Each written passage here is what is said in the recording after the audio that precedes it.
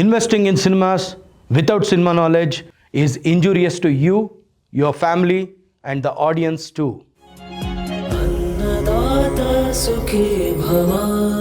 ಅನ್ನದಾತ ಸುಖೀಭವ ಕಾರ್ಯಕ್ರಮದ ಈ ಒಂದು ಸಂಚಿಕೆಗೆ ನನ್ನ ನೆಚ್ಚಿನ ಸುಂದರಣ್ಣಂಗೆ ಸುಂದರ್ ರಾಜ್ ಅವರಿಗೆ ಸ್ವಾಗತ ಸುಸ್ವಾಗತ. ಎಲ್ಲ ವರ್ಗದವರು ನೋಡಬಹುದಾ ಅನ್ನೋದು ಒಂದು ಕ್ವಶನ್ ಮಾರ್ಕು, ನೋಡಬೇಕು ಅನ್ನೋದು ನಮ್ಮ ಮಾತು, ಕ್ವಶನ್ ಮಾರ್ಕ್ ಅಲ್ಲ. ಎಲ್ಲ ಫ್ಯಾಮಿಲಿಯೆಲ್ಲ ಕೂತ್ಕೊಂಡು ನೋಡೋಂಥ ಸಿನಿಮಾ ಮಾಡಬೇಕು. ಇವತ್ತು ಅದು ಬರಬೇಕಾಗಿದೆ.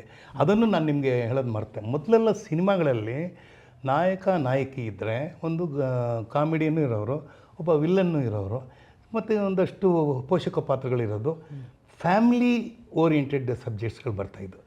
ಈಗ ಆ ಥರ ಬರ್ತಾಯಿಲ್ಲ. ಈಗ ನ್ಯೂಕ್ಲಿಯಸ್ಸು ಸಪ್ರೇಟು, ಘಟನೆ ಮೇಲೆ ಒಂದು ಸಿನಿಮಾ, ಯಾವುದೋ ಒಂದು ಘಟನೆ ಆಗುತ್ತೆ ಅದೊಂದು ಸಿನಿಮಾ, ಯಾವುದೋ ಒಂದು ಇನ್ಸಿಡೆಂಟ್. ಯೂ ಟರ್ನ್ ಅನ್ನೋದು ಒಂದು ಬಂತಲ್ಲ, ಯೂ ಟರ್ನ್ ಇನ್ನೊಂದು ಅಲ್ಲಿ ನಡೆದಂಥ ಒಂದು ವಿಚಾರನ ಇಟ್ಕೊಂಡು ಸಿನಿಮಾ ಮಾಡಿದ್ದಾರೆ. ಸೊ ಹೀಗಾಗಿ ಅದೆಲ್ಲ ನಾವು ಇದು ಸರಿನಾ ಇದು ತಪ್ಪಾ ಅಂತ ಹೇಳೋ ಬದಲು ಒಂದು ಹೊಸ ಪ್ರಯೋಗ ಯಾರು ಮಾಡಿದ್ರೂ ನಾವು ಅದನ್ನು ಬೆಂಬಲಿಸಬೇಕು ಅನ್ನೋದು ನನ್ನ ಒಂದು ಮಾತು. ಆಮೇಲೆ ಇವತ್ತು ನಿರ್ಮಾಪಕರು ನಿಮ್ಮ ಏನು ಕೋಡ್ ಇದೆ, ವರ್ಡ್ ಇದೆ, ಯಾಕೆಂದರೆ ಎಲ್ಲ without knowing the cinema making injurious to cinema ಅನ್ನಂಗೆ ನಾನು ಎಲ್ಲ ನಿರ್ಮಾಪಕರಿಗೂ ನಾನೊಂದು ಹೇಳೋದು, ಮೊದಲನೇ ಒಂದು 6 ತಿಂಗಳು ಈಗ ಇನ್ನು ಆರ್ಟಿಸ್ಟ್ಗಳೆಲ್ಲ ಒಂದು ಫಿಲ್ಮ್ ಇನ್ಸ್ಟಿಟ್ಯೂಟ್ಗೆ ಹೋಗಿ ಕಲ್ತ್ಕೊಂಬರ್ತಾರೆ. ಈ ರಂಗಭೂಮಿಯವರೆಲ್ಲ ನ್ಯಾಷನಲ್ ಸ್ಕೂಲ್ ಆಫ್ ಡ್ರಾಮಾದಲ್ಲಿ ಹೋಗಿ ಕಲ್ತು ಬರ್ತಾರೆ. ಕಲಿಯದೇ ಬರಬೇಡಿ. ಚಿತ್ರರಂಗಕ್ಕೆ ಬಂದವರೆಲ್ಲ ಸ್ವಲ್ಪನಾದರೂ ಸಿನಿಮಾ ಅಂದರೆ ಏನು ಅಂದರೆ ಅದನ್ನೆಲ್ಲ ಇಟ್ಸ್ ಎ ಪ್ಯೂರ್. ಇಲ್ಲಿ ಒಂದು ಕಲ್ಚರು ಇದೆ, ಒಂದು ಸೈನ್ಸು ಇದೆ, ಸಾಂಸ್ಕೃತಿಕ ಮತ್ತು ವಿಜ್ಞಾನ ಎರಡನ್ನೂ ಬೆಸಿಗೆ ಮಾಡಿದ್ರೆ ಮಾತ್ರ ನಿಮಗೆ ಬೈ ಪ್ರಾಡಕ್ಟು ಸಿನಿಮಾ ನೀಟಾಗಿ ಬರುತ್ತೆ ಅನ್ನೋದು ನನ್ನ ಒಂದು ಮಾತು. ಈ ಒಂದು ಸಿನಿಮಾದಲ್ಲಿ ಅನೇಕ ಜನ ಹೊಸ ಮುಖಗಳು ಅಭಿನಯಿಸಿದ್ದಾರೆ. ನನ್ನ ಕೆಲವರು ಹೆಸರುಗಳು ನಂಗೆ ಗೊತ್ತಿಲ್ಲ, ಬಟ್ ಉಮೇಶ್ ಅವ್ರ ಪಾತ್ರನೇ ಒಬ್ಬರು ಮಾಡಿದ್ದಾರೆ. ಅವರು ನೋಡೋಕ್ಕೆ ಪಕ್ಕ ಇನ್ಸ್ಪೆಕ್ಟರ್ ಥರನೇ ಇದ್ದಾರೆ. ಆಮೇಲೆ ಮತ್ತು ನಮ್ಮ ನಿರ್ದೇಶಕರು ಒಂದು ಪಾತ್ರ ಮಾಡಿದ್ದಾರೆ, ವೆಂಕಟ್ ಭರದ್ವಾಜು ಮಾಡಿದ್ದಾರೆ ಅವರು. ಆಮೇಲೆ ನನ್ನ ಮಗಳಾಗಿ ಮಾಡಿರೋಂಥ ಹುಡುಗಿನೂ ಹೊಸಬಳು, ಬಟ್ ಚೆನ್ನಾಗಿ ಮಾಡಿದ್ದಾರೆ. ಈಗ ಈ ಥರದಕ್ಕೆ ಮತ್ತು ಮ್ಯೂಸಿಕ್ ನನಗೆ ಈ ಸಾಂಗ್ಸ್ 2-3 ಸಾಂಗ್ಸ್ ಇದೆ, ತುಂಬ ಚೆನ್ನಾಗಿ ಮಾಡಿದ್ದಾರೆ. ಅದರಲ್ಲಿ ಒಂದು ರೈನ್ ಸಾಂಗೇ ಇದೆ, ನನ್ನ ಮೇಲೆ ಒಂದು ರೈನ್ ಸಾಂಗ್ ಇದೆ, ನಾನು ನೋಡಿದ್ದೀರ, ಅದು ತುಂಬ ಭಾಳ ಚೆನ್ನಾಗಿ ಬಂದಿದೆ. ಆಮೇಲೆ ಕ್ಲೈಮ್ಯಾಕ್ಸ್ ಅಲ್ಟಿಮೇಟ್ ಕ್ಲೈಮ್ಯಾಕ್ಸ್ ನಮ್ದು ಏನಪ್ಪ ಅಂದರೆ ಈಗೆಲ್ಲ ತಯಾರಿ ಮಾಡಿಬಿಟ್ಟಿದ್ದೀವಿ. ಆ್ಯಂಡ್ August 14th ಬರ್ತಾ ಇರೋದ್ರಲ್ಲಿ ನನಗೊಂದು ಹೆಮ್ಮೆ ಇದೆ. ಯಾಕೆಂದರೆ ಇಂಡಿಪೆಂಡೆನ್ಸ್ ಅಂತಾರೆ ಒಂದು ಬಿಡುಗಡೆ, ಯಾವುದೋ ಒಂದು ಬಿಡುಗಡೆ ತಾನೇದು. ನಮಗೆ ಸ್ವಾತಂತ್ರ್ಯ ಸಿಕ್ತು ಅನ್ನೋದು, ನಮಗೆ ಮುಕ್ತಿ ಸಿಗಬೇಕಾದ್ರೆ ಈ ಸಿನಿಮಾ ಬಿಡುಗಡೆ ಆಗಬೇಕು. ಅದು August 14th ಆಗಿರೋದ್ರಿಂದ, ಆ 3-4 ದಿನ ರಜಾನೂ ಇರೋದ್ರಿಂದ ನಾನು ಪ್ರೇಕ್ಷಕ ಮಹಾಪ್ರಭುಗಳಿಗೆ, ನಿಮ್ಮನ್ನು ಸೇರಿಸಿ ನಿಮ್ಮ ಹೆಸರಲ್ಲೇ ಪ್ರಭು ಇದೆ, ಪ್ರೇಕ್ಷಕ ಮಹಾಪ್ರಭುಗಳಿಗೆ ನನ್ನ ವಿನಂತಿ, ನಾವು ಹಲವಾರು ಸಾರಿ ಕೇಳ್ಕೊಂಡಿದ್ದೀವಿ ಸಿನಿಮಾನ ಚಿತ್ರಮಂದಿರದಲ್ಲಿ ಬಂದು ನೋಡಿ ಅಂತ. ನಿಮ್ಮ ಬಡಾವಣೆಗಳ ಹತ್ತಿರದಲ್ಲಿ ಯಾವ ಮಾಲ್ಗಳಿದೆ ನೋಡಿ, ಅದು ಬೆಳಗ್ಗೆ ಕೆಲವರು ನಮ್ಮ ಕನ್ನಡ ಸಿನಿಮಾಗಳ ಮಾರ್ನಿಂಗ್ ಶೋ ಕೊಟ್ಬಿಡ್ತಾರೆ. ನಾವು ಅದನ್ನು ರಿಕ್ವೆಸ್ಟ್ ಮಾಡಿದ್ವಿ ವಾಣಿಜ್ಯ ಮಂಡಳಿ ಮೂಲಕ, ದಯಮಾಡಿ 4 ಗಂಟೆ ಶೋ 7 ಗಂಟೆ ಶೋ ಕೊಟ್ಟರೆ ಕನ್ನಡದ ಇವರು ಬರ್ತಾರೆ. ನೀವು ಬೆಳಗ್ಗೆನೇ ಹಾಕಿಬಿಟ್ರೆ ಬರಲ್ಲ. ಬೇರೆ ಲ್ಯಾಂಗ್ವೇಜ್ಗೆ ಪ್ರಾಬ್ಲಮ್ ಇಲ್ಲ ಅದು, ಯಾಕೆಂದರೆ ಆ ಲ್ಯಾಂಗ್ವೇಜ್ ನೋಡೋವ್ರಿಗೂ ಪ್ರಾಬ್ಲಮ್ ಬೇರೆ ಥರ ಇರುತ್ತೆ, ಬಟ್ ಅವ್ರಿಗೆ ಟೈಮ್ ಇರುತ್ತೆ, ಬಂದು ನೋಡ್ಕೊಂಡು ಹೋಗ್ತಾರೆ. ಯಾಕಂದ್ರೆ ಇವಾಗ ಫಾರ್ ಎಕ್ಸಾಂಪಲ್ ಕೆಲವರೆಲ್ಲ ನೈಟ್ ವರ್ಕ್ ಮಾಡ್ತಾಯಿರ್ತಾರೆ, ಅವರು ಬೆಳಗ್ಗೆ ಬಂದು ನೋಡ್ತಾರೆ ಅವರು. ನಮ್ಮದೆಲ್ಲ ಹಾಗಿಲ್ಲ. ನಮ್ಮ ಆಡಿಯನ್ಸ್ ಎಲ್ಲ ಯಾರು ಆಟೋ ಡ್ರೈವರ್ಸ್ ಇದ್ದಾರೆ, ನಮ್ಮಲ್ಲಿ ತರಕಾರಿ ಮಾರೋರು ಇದ್ದಾರೆ, ಹಣ್ಣು ಮಾರೋರು ಇದ್ದಾರೆ, ಆಮೇಲೆ ಸಣ್ಣ ವ್ಯಾಪಾರಿಗಳಿದ್ದಾರೆ, ಆಮೇಲೆ ಫ್ಯಾಕ್ಟ್ರಿ ಹೋಗಿ ಬರುವಂಥ ವರ್ಕರ್ಸ್ ಇದ್ದಾರೆ, BTS ಕಂಡಕ್ಟರ್ಸ್ ಇದ್ದಾರೆ. ಈ ಥರ ಗ್ರೇಟರ್ ಬೆಂಗಳೂರು ಅಥಾರಿಟಿನಲ್ಲಿ ಕೆಲಸ ಮಾಡುವಂಥ ಅನೇಕ ಕಾರ್ಮಿಕ ವರ್ಗದವರು ಇದ್ದಾರೆ. ಇವ್ರುಗಳು ನೋಡಬೇಕು ನಮ್ಮ ಸಿನಿಮಾಗಳನ್ನ. ನಮ್ಮ ಉದ್ದೇಶ ಇರೋದಂದರೆ, ಹೇಗೆ ರಾಜ್ಕುಮಾರ್ ಅವರು ಅಭಿಮಾನಿ ಬಂಧುಗಳೇ ಅಂತ ಕರೆದಿರ್ಬೇಕಾದ್ರೆ ಅಭಿಮಾನಿ ದೇವರುಗಳಿಂದ ಆ ದೇವರುಗಳು ಬರಬೇಕು. ಹೌದು, ಆ ದೇವರುಗಳು ಬಂದಾಗ ನೀವು ಹೇಳಿದಾಗೆ ನಮ್ಮ ಒಂದು ಪ್ರಯತ್ನಕ್ಕೆ ಒಂದು ಫಲ ಸಿಗತ್ತೆ ಅಂತ ನಾನು ಅಂದ್ಕೊಂಡಿದ್ದೀನಿ. ಎಲ್ಲ ಈ ಟೀಮಲ್ಲಿ ನೀವು ಒಬ್ಬರು ಎಕ್ಸ್ಪೀರಿಯನ್ಸ್ಡು, ಜೊತೆಗೆ ವೆಂಕಟ್ ಭಾರದ್ವಾಜ್ ಅವರು ಸುಮಾರು ಚಿತ್ರಗಳನ್ನ ಮಾಡಿರುವಂಥ ಡೈರೆಕ್ಟ್ರು. ಅದು ಬಿಟ್ಟರೆ ಇನ್ನು ಮಿಕ್ಕಿದವರೆಲ್ಲ ಆಲ್ಮೋಸ್ಟ್ ಹೊಸಬ್ರೇ ಇರೋದ್ರಿಂದ ಒಂದು ಸ್ಟ್ರೆಂತ್ ಮತ್ತು ಸಪೋರ್ಟು ನಿಮ್ಮಿಂದ ಆಗಿರ್ಬೋದು, ನಿರ್ದೇಶಕರಾಗಿರ್ಬೋದು, ಅವರಿಂದ ಸಿಕ್ಕಿರುತ್ತೆ ತಂಡಕ್ಕೆ. ಆದರೆ ಇದೇ 14ನೇ ತಾರೀಕು ಚಿತ್ರ ಬಿಡುಗಡೆ ಆಗ್ತಾ ಇರೋದ್ರಿಂದ ಆ್ಯಕ್ಚುಲಾಗಿ ಹೇಳಬೇಕು ಅಂದರೆ ಒಂದು ಬ್ಲೆಸ್ಸಿಂಗ್ ಇನ್ ಡಿಸ್ಗೈಸ್ ಇರ್ಬೋದು ಅಂತ ಯಾಕೆ ಹೇಳ್ತೀನಿ ಅಂದರೆ, ಕರೆಕ್ಟಾಗಿ ಅದಾಗಿ 12 ದಿನಕ್ಕೆ ಟಾಕ್ಸಿಕ್ ರಿಲೀಸ್ ಆಗ್ತಾ ಇರೋದ್ರಿಂದ ಬೇರೆ ಯಾವ ಚಿತ್ರಗಳು ಬರ್ತಾ ಇಲ್ಲ. ಓಕೆ. ಆದ್ದರಿಂದ ನಿಮ್ಮ ಒಂದು ಚಾರ್ಜ್ ಶೀಟ್ ಸಿನಿಮಾಗೆ ಒಂದು ಪ್ರೈಮ್ ಟೈಮು ಸಿಗ್ಬೋದು, ಜೊತೆಗೆ ಒಂದು ಲಾಂಗ್ ಟರ್ಮೂ ಸಿಗ್ಬೋದು ಅಂತ ನನ್ನ ಅನಿಸಿಕೆ. ಅದನ್ನು ಎನ್ಕ್ಯಾಶ್ ಮಾಡ್ಕೋಬೇಕಾಗಿರೋದು ನೀವು ಚಿತ್ರತಂಡದವರು. ಮತ್ತು 250 ಸಿನಿಮಾ ಅಂದರೆ ನಾಟ್ ಎ ಜೋಕ್. ಯಾವುದೇ ಒಂದು ಪ್ರೊಫೆಷನಲ್ ಆಗಿರ್ಬೋದು, ಯಾವುದೇ ಒಂದು, ಇವಾಗ ಫಾರ್ ಎಕ್ಸಾಂಪಲ್ ಕ್ರಿಕೆಟಿಂಗ್ ಹಿಸ್ಟ್ರಿನಲ್ಲಿ 50 ಅಂದರೆ ಅದಕ್ಕೊಂದು ಮೈಲ್ ಸ್ಟೋನ್, 100 ಅಂದರೆ ಮೈಲ್ ಸ್ಟೋನು, ಈ ಥರ 200, 250 ಆ್ಯಕ್ಚುಲಾಗಿ ಹೇಳಬೇಕು ಅಂದರೆ ಅಣ್ಣವರು 206 ಚಿತ್ರಗಳನ್ನ ಮಾಡಿದ್ದಾರೆ. ವಿಷ್ಣುವರ್ಧನ್ ಸಾರು 200, ಬಟ್ 250 ಮಾರ್ಕ್ನ ರೀಚ್ ಆಗೋದು ಒಂದು ಸ್ಪೆಷಲ್ ಇದು ಅಂತ ಪ್ರೋಸೆಸ್ ಅಂತ ನನಗೆ. ಸೊ ಅದು ಎಷ್ಟು ಖುಷಿ ಕೊಟ್ಟಿದೆ ನಿಮಗೆ. ಆಮೇಲೆ ನನ್ನ ಪ್ರಕಾರ ನೀವು ಇಲ್ಲಿಗೇ 250 ಆಯಿತು ಅಂತ ಏನು ರಿಟೈರ್ಮೆಂಟ್ ತೊಗೊಳ್ಳೋ ಅಂಥ ಮನುಷ್ಯ ಅಲ್ಲ. ನೀವು 250ಇಂದ 300 ಕಡೆಗೆ ನಡೆಯುವಂಥವ್ರು ಅಂತ ಗೊತ್ತು. ಸೊ ಸುಂದರ್ ರಾಜ್ ಅವರು ಹೇಗೆ ಹೊಸ ಪ್ರಯತ್ನ ಮಾಡುವಂಥ ಚಿತ್ರಕ್ಕೆ ಕಾಲಿಡತಕ್ಕಂಥ ತಂಡಗಳಿಗೆ ಅವೈಲೇಬಲ್ ಇದ್ದಾರಾ ಅಂತ. ಮೊದಲನೇದಾಗಿ ನೀವು ರಾಜ್ಕುಮಾರ್ಗೂ ವಿಷ್ಣುವರ್ಧನ್ಗೂ ಸಂಖ್ಯೆನಲ್ಲಿ ಹೋಲಿಸಿದ್ರಿ. ನಾನು ಅವರು ಇಬ್ಬರು ನಾಯಕ ನಟರಾಗಿ 206 ಅಥವಾ ಸುಮಾರು ಸಿನಿಮಾಗಳು ಮಾಡಿದ್ದಾರೆ. ಅದು ಸಾಧಾರಣವಾದ ಕೆಲಸ ಅಲ್ಲ. ಅದೊಂದು ನಿಜವಾಗ್ಲೂ ಒಂದು ಚರಿತ್ರೆಯಲ್ಲಿ ಬರೆದಿಡೋವಂಥದ್ದು ಅದು. ಹೌದು. ಆದರೆ ಪೋಷಕ ಕಲಾವಿದರು ಸಾಧಾರಣವಾಗಿ ನನಗಿನ್ನ ಹೆಚ್ಚು ಮಾಡಿದಂಥ ದೊಡ್ಡಣ್ಣ ಇದ್ದಾರೆ. ಅವ್ರು 600-700 ಸಿನಿಮಾಗಳು ಮಾಡಿಬಿಟ್ಟಿದ್ದಾರೆ. ಇನ್ನು ಕೆಲವರು 500 ಮಾಡಿಬಿಟ್ಟಿದ್ದಾರೆ. ಜೈ ಜಗದೀಶ್ ಒಂದು 500 ಮಾಡಿದ್ದಾರೆ. ಸೊ ನಾನು ಯಾಕೆ ಬರೀ 250 ಅಂದರೆ ನಾನು ವರ್ಷಕ್ಕೊಂದು 5-10 ನಾನೇ ಸೆಲೆಕ್ಟ್ ಮಾಡ್ತಾಯಿದ್ದೆ.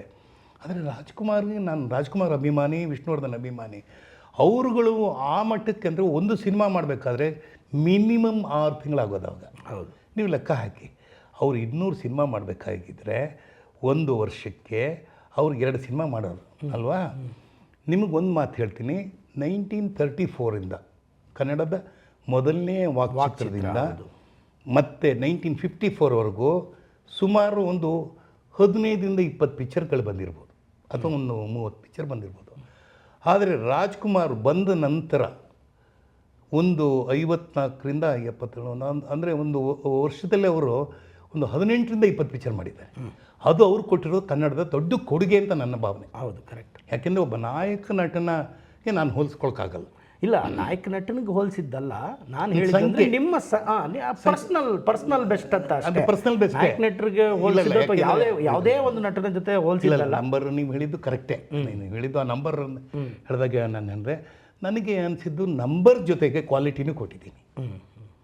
ನಂಬರ್ ಜೊತೆಗೆ ನೀವು ನನ್ನನ್ನು ಒಂದಷ್ಟು ಸಿನಿಮಾಗಳು ತೆಗೆದು ನೋಡಿದ್ರೆ ಒಂದು 70-80 ಸಿನಿಮಾಗಳು ನೋಡಬಲ್ಲ ಅಂತ ಸಿನಿಮಾಗಳೇ ನಾನೇ ಲಿಸ್ಟ್ ಮಾಡಿದೆ. ಇದೆಲ್ಲ ಚೆನ್ನಾಗಿದೆ. ಯಾರೋ ಇವತ್ತು ಬರ್ತಾರೆ, ಸರ್ ನಿಮ್ದು ಆ ಪಿಕ್ಚರ್ ನೋಡಿದೆ ನಿಮ್ದು. ಇಲ್ಲ, ಆ್ಯಕ್ಚುಲಿ ಹೇಳ್ಬೇಕಂದ್ರೆ ನಿಮ್ಮದು ಫಸ್ಟ್ ಸಿನಿಮಾಯಿಂದ ಹಿಡಿದು ನಿಮ್ಮದು ನೀವು ಅಂದರೆ ಅಪ್ರೆಂಟಿಸ್ ಟ್ರೈನಿಂಗ್ ಥರ ನಾನು 1980 ತನಕ ಅಂತ ಆ 7 ವರ್ಷದಲ್ಲೇ ಕೊಟ್ಟಂಥ ಚಿತ್ರಗಳೇ ಅದ್ಭುತವಾದ ಚಿತ್ರಗಳು. ನ್ಯಾಷನಲ್ ಅವಾರ್ಡ್ ಬಂದಿದ್ದಂಥ ಸಿನಿಮಾಗಳು ಎಲ್ಲ ಭಾಳ ಇವತ್ತಿಗೂ ಒಂದು ಲೈಬ್ರರಿನಲ್ಲಿ ಇಟ್ಟು ನೋಡುವಂಥ ಸಿನಿಮಾಗಳು. ಒಂದು ರೀತಿ ಹೇಳಬೇಕು ಅಂದರೆ ನಿಮ್ಮ ಅದೃಷ್ಟ ಆ ಟೈಮಲ್ಲಿ ಫಸ್ಟಿಂದ 7 ವರ್ಷ ಅಪ್ರೆಂಟಿಸ್ ಏನು ನೀವು ಮಾಡಿದಿರಾ, ನಿಮ್ಗೆ ಆ ತಂಡಗಳು ಮತ್ತು ಆ ನಿಮ್ಮ ಗುರುಗಳು ಸಿಕ್ಕಿದ್ದು ಖಂಡಿತ ಒಳ್ಳೆ ಮಾತು ಹೇಳಿದಿರಿ ಪ್ರಭು.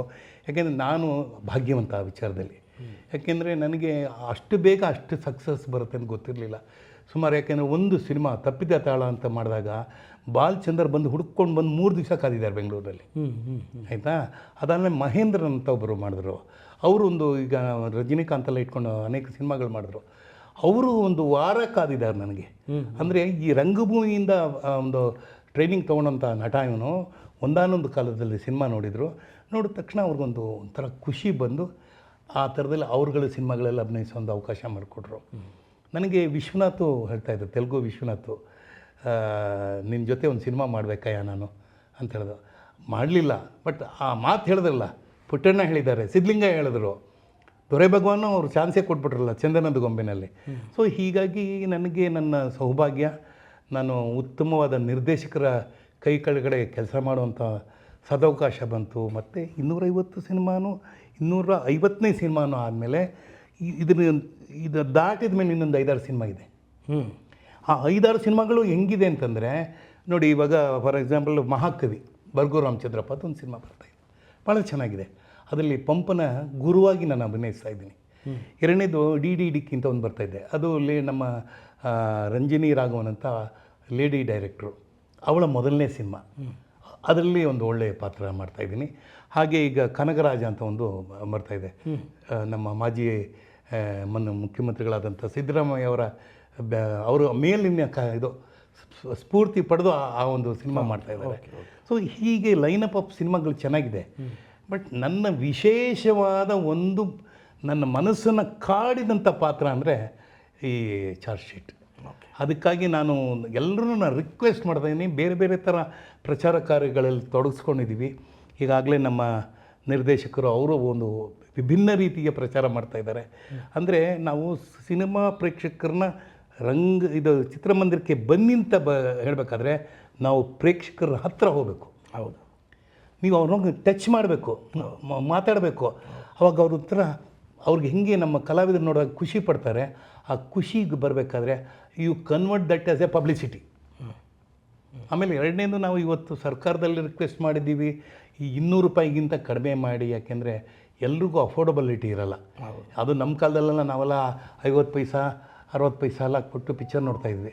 ಯಾವುದೋ ತೆಂಗಿನ ಚೂರು ತೊಗೊಂಬಂದರೆ ಅದನ್ನು ಸ್ವಲ್ಪ ಉಳಿಸ್ತಾ ಇದ್ವಿ, ತರಕಾರಿಲಿ ಸ್ವಲ್ಪ ಉಳಿಸ್ಕೊತಾ ಇದ್ವಿ. ಹಾಗೆಲ್ಲ ಏನೋ ಮಾಡಿ ಎಲ್ಲ ಮಾಡಿ ಪಿಕ್ಚರ್ ನೋಡ್ಕೊಂಬಂದ್ಬಿಡ್ತಾಯಿದ್ವಿ. ಆ ಥರ ನೋಡಿದಂಥ ಪಿಕ್ಚರ್ನ ಅನುಭವ ಇದೆಯಲ್ಲ, ಇವತ್ತು ಜಾಸ್ತಿ ದುಡ್ಡು ಕೊಟ್ಟು 1000 ರೂಪಾಯಿ ಟಿಕೆಟ್ ಕೊಟ್ಟು ಪಿಕ್ಚರ್ ನೋಡ್ಕೊಂಬಂದರೆ ಅದಲ್ಲ. ಅದು ನಿಮ್ಮ ಜೋಬಿಗೆ ಇಟ್ಕಬೇಕಾದಂಥ ಇದರಲ್ಲಿ ಏನು ಒಂದು ರೇಟಲ್ಲಿ ನಾವು ಆ ಸಿನಿಮಾ ನೋಡಬೇಕಾಗತ್ತೆ. ಅದು ನನ್ನ 250ನೇ ಸಿನಿಮಾದ ನನ್ನ ಒಂದು ಖುಷಿ. ಇದರಲ್ಲಿ ಒಂದು ಕಾಣದ ಮುಖಗಳು ಅಂತಲೇ ಹೇಳಬೇಕು. ಅಂದರೆ ಇವಾಗ ಸಿಂಗರ್ಸ್ ಕಾಣಲ್ಲ, ಹಾಡಿರ್ತಾರೆ, ಎಡಿಟರ್ಸ್ ಕಾಣಲ್ಲ, ಕೆಲಸ ಮಾಡಿರ್ತಾರೆ, ಸಿನಿಮಾಟೋಗ್ರಫರ್ ಕಾಣಲ್ಲ, ಕಂಡಿರ್ತಾರೆ. ಮುಖ್ಯವಾಗಿ ಈ ಸಿನಿಮಾದಲ್ಲಿ ನಾನು ಹೇಳಬೇಕು ಅಂತಂದರೆ, ನಮ್ಮ ರಾಜೇಶ್ ಕೃಷ್ಣನ್ ಸಿಂಗರ್, ನಾವು ಅವ್ರನ್ನ ಅಪ್ರೋಚ್ ಮಾಡಿದ್ವಿ. ಈ ಥರ ಒಂದು ಹಾಡಿದೆ, ಅದು ನೀವು ಹಾಡಿದ್ರೆ ಅದು ತುಂಬ ಚೆನ್ನಾಗಿರುತ್ತೆ ಅನ್ನೋ ನಮ್ಮ ಬೇಡಿಕೆ ಅಂತಂದು ನಾವು ಅವ್ರಿಗೇನೋ ಪೇಮೆಂಟ್ ಕೊಡೋಕ್ಕೂ ರೆಡಿ ಇದ್ವಿ, ಇಲ್ಲ ಅಂತಲ್ಲ. ನಿರ್ಮಾಪಕರಿಗೆ ಹೇಳಿದ್ದೆ, ನೋಡಿ ಅವ್ರೇನೋ ಕೇಳ್ಬೋದು ಅಂತ. ಆಯಿತು ಸರ್ ಅಂತ ಬಂದ್ವಿ. ಆ ವ್ಯಕ್ತಿ ನನ್ನ ಮುಖ ನೋಡಿದ ಮೇಲೆ ನನಗೆ ಅವರು ತಂದೆ ಸಮಾನಾಗಿ ನೋಡ್ತಾ ಇರ್ತಾರೆ, ಮೊದಲಿಂದ ಪರಿಚಯನೇ ಇದೆ.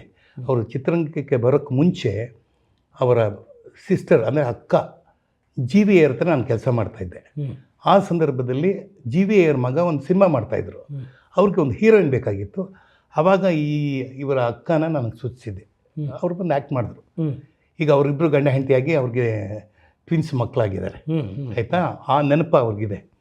ಹೇಳಿದ ಮೇಲೆ ಈ ಚಾರ್ಜ್ ಶೀಟಿಗೆ ಅಂತ ಹೇಳಿದಾಗ ಹಾಡಿದ್ದಾರೆ ಸರ್, ಸುಶ್ರಾವ್ಯವಾಗಿ ಹಾಡಿದ್ದಾರೆ, 1 ರೂಪಾಯಿನೂ ದುಡ್ಡು ತೊಗೊಂಡಿಲ್ಲ. ನಾನು ಏನಕ್ಕೆ ಹೇಳ್ತೀನಿ ಅಂದರೆ, ಇವ್ರುಗಳೆಲ್ಲ ಸಪೋರ್ಟ್ ಮಾಡಿದ್ದಾರೆ.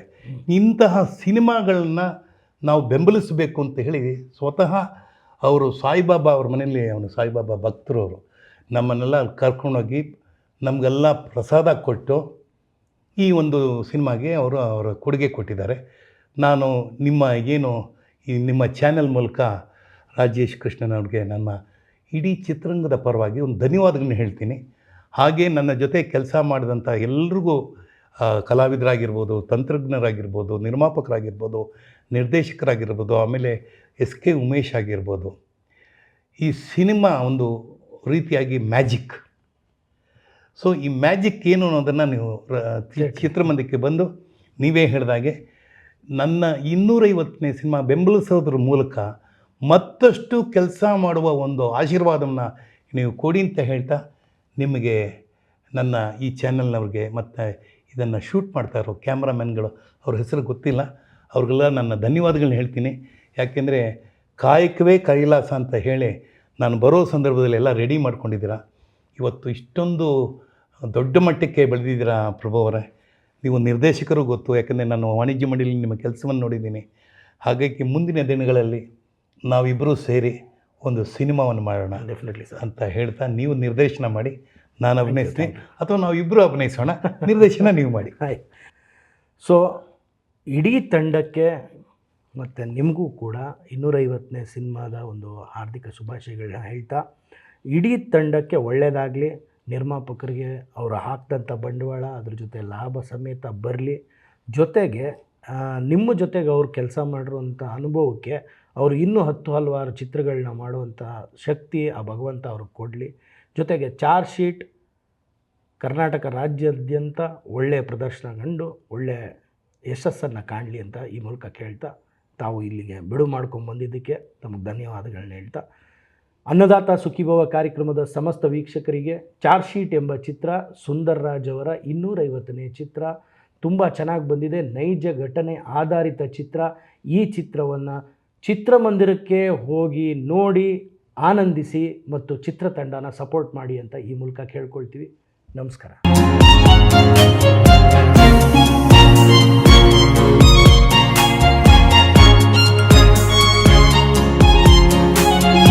अन्नदाता सुखी भव।